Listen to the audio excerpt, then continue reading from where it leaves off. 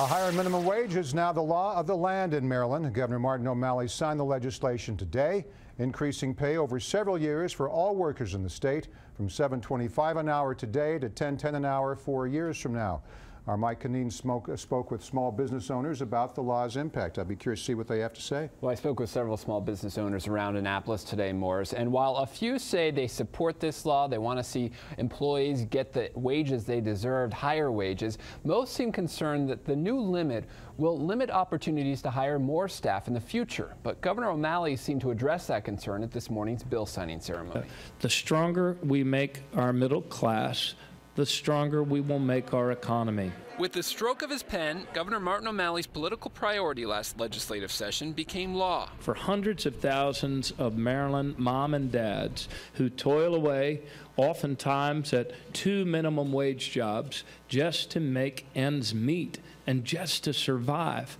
It is not fair, it is not right, it is not just that people should play by the rules, work 16-hour days, and still be raising their children in poverty. Give America a raise. At the federal level, the Obama administration has struggled to raise the minimum wage, hamstrung by Congress. But the Labor Secretary attended Maryland's bill signing ceremony to celebrate this state-level action. When you put money in people's pockets, people spend it. When people spend it, businesses have to hire more people. When businesses hire more people, everybody benefits. Montgomery and Prince George's counties, along with D.C., have already passed laws to gradually raise the minimum wage in their jurisdictions to $11.50 an hour. Yet in Anne Arundel County and elsewhere across Maryland, the minimum wage is still $7.25.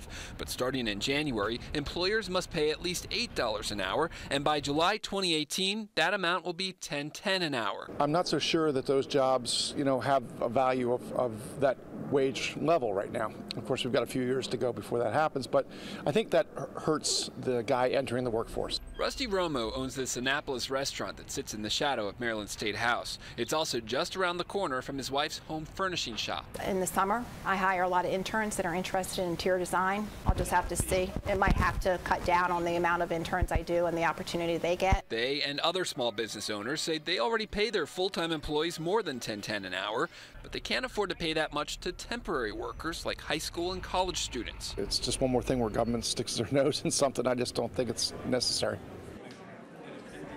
Many small business owners who I spoke with today told me that they would have preferred a separate youth wage, allowing them to pay workers up to 19 or even 24 years old less than $10.10 an hour, but that proposal never got any traction with state lawmakers. Maryland now joins 21 states and D.C. with minimum wage rates higher than the federal level of $7.25 an hour.